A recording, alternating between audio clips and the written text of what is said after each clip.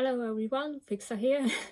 As you can probably tell, I'm not exactly good at keeping a schedule with this whole YouTube thing. It's been close to a year, was it? Anyway, if I sound a bit off today, I apologize. I'm a bit sick. I'm stuck at home on sick leave.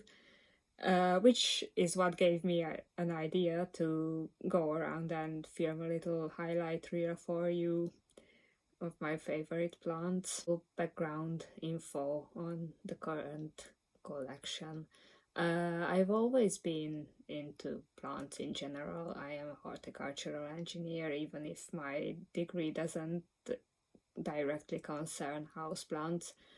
But this current batch that I have, I only started to collect them about 3 years ago, so just coming out of the lockdowns. Here, let me show them. What you see right here is the most success I've ever had with succulents. Don't mind the cacti, please, those belong to my dad. This little bare paw was only a couple of leaves tall when I first got her. This Euphorbia obesa is a very new find. I've only had her for a couple of days.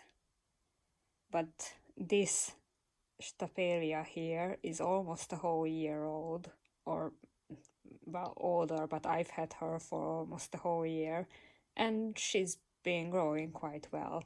I mildly dread the day she's going to flower, because that's bound to be unpleasantly smelling, if you know what I mean. But it seems like she might just do that soon, so keep me in your thoughts, please. This one might not look like much, this Crassula ovata or jade plant, but she's a success story, so I'm really proud of her. She was two leaf cuttings when I got her from a friend, and look at her now. These are my pet death peppers. One Trinidad Moruga Scorpion and two off-brand Carolina Reapers.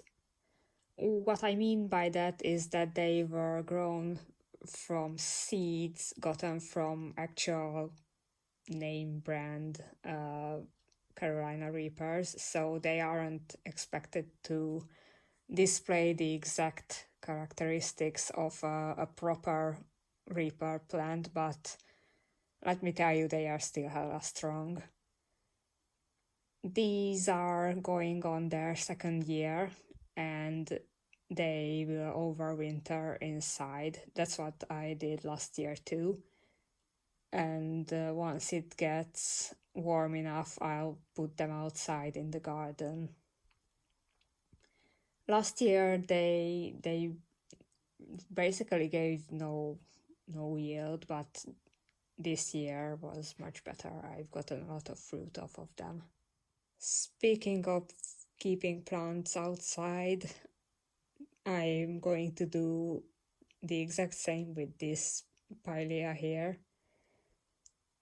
And I'm going to keep her inside for the winter. What I noticed with Pilea is that they just really don't want to be houseplants. They are much happier outside. When I discovered this, she was not a happy trooper. She was down to exactly 1.5 leaves, and as you can see, she's come a long way since then. I can say the same for this Rex begonia here, but at least she's trying, so she can stay for now. We'll see. Let's hope for the best for her. This blue star fern is virtually the only fern that not only survives but seems to thrive in here. mostly because the summer temperatures reach and hold for weeks on 40 degrees Celsius, and it gets really hot inside the house as well, and most ferns just cannot deal with that. Neither do peperomia. So I don't think I'll ever buy a new peperomia ever again. Although this one here is a fighter, so she can stay. I'm also proud of this miniature, well, not that miniature, so this terrarium here. I've had it for about 2 years now, and I've only opened it occasionally to trim the Phytonia inside. It seems to be doing well. Like I said, fern and peperomia are just not cut out to live here. Hail to the glorious dead. Oh well, I'm never buying one of those again. One genus that seems to be doing surprisingly well in my room are Alocasia. This one here is an Alocasia regulina black velvet. And these two, well, this is a Sarracenia. I've only had her for about a month, and I'm a little worried because I don't have exactly the best track record with temperate carnivorous plants that need to go dormant in the winter, so we will see how she fares. I'm going to put her in an unheated room, but otherwise keep her inside. Let's see if she makes it. I certainly hope she would. And this here is a Dendrobium hybrid. I have no idea exactly which variety. I got her as a present from my neighbor and she didn't know either. I just know it's some sort of a hybrid. Every time I share her, people come at me and tell me she's going to rot. I shouldn't have done this, but she's been in there for about 2 years now. She also reflowered, and honestly, this is the only Phalaenopsis orchid I could not only keep alive but get to reflower, so I think this pickling method is working for her. Moving on with another Alocasia. This is my Alocasia Mellow. She's looking good. A bit leggy. The light might not be ideal for her. I think I'm going to have to relocate her to the window, but otherwise she's looking okay. Here's a yellow leaf. I usually leave those on until they are completely crispy so the plant can withdraw all the nutrients it can. And now for all the big hitters, my favorite plant corner. Here's a Philodendron atapapuense, my only surviving prayer plant, an Alocasia cuprea. This one was an interesting find. She was a 2-leaf rescue from a garden center that never stocked Alocasia cuprea, and this one was just left there lying about, this single plant. The garden center never had this species in stock ever before or ever since. My Anthurium clarinervium.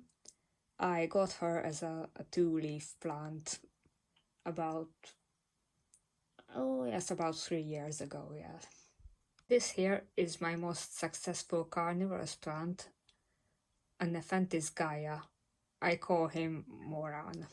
If you know, you know.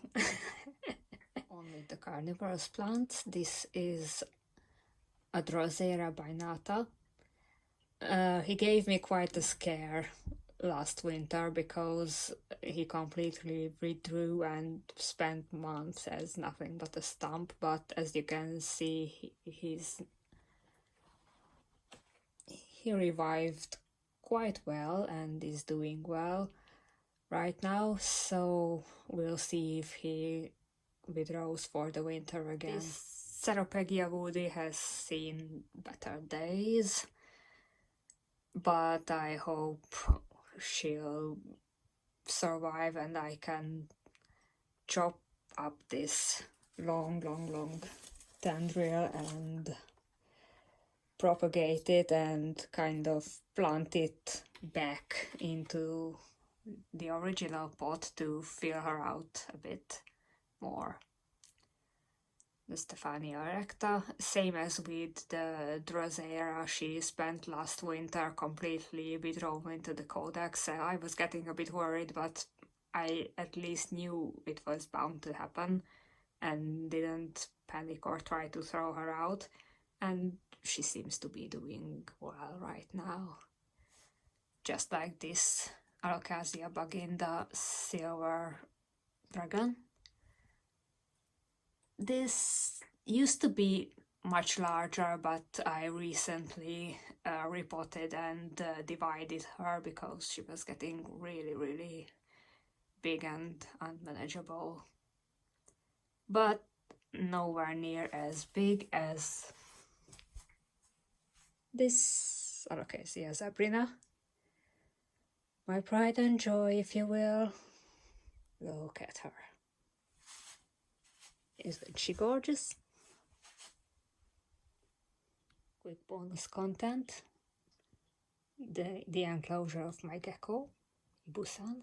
Here she is. I'm going to end this tour on one of my newest plants. This is an Adenium obesum. So, as you can probably tell, I'm trying to get into succulents these days, and well, wish me luck with that, because so far these have proved to be almost as tricky as orchids for me, so let's hope she not only makes it, but will enjoy her stay. Right, so this was my little highlights reel. Hope to see you much sooner than this time. Bye.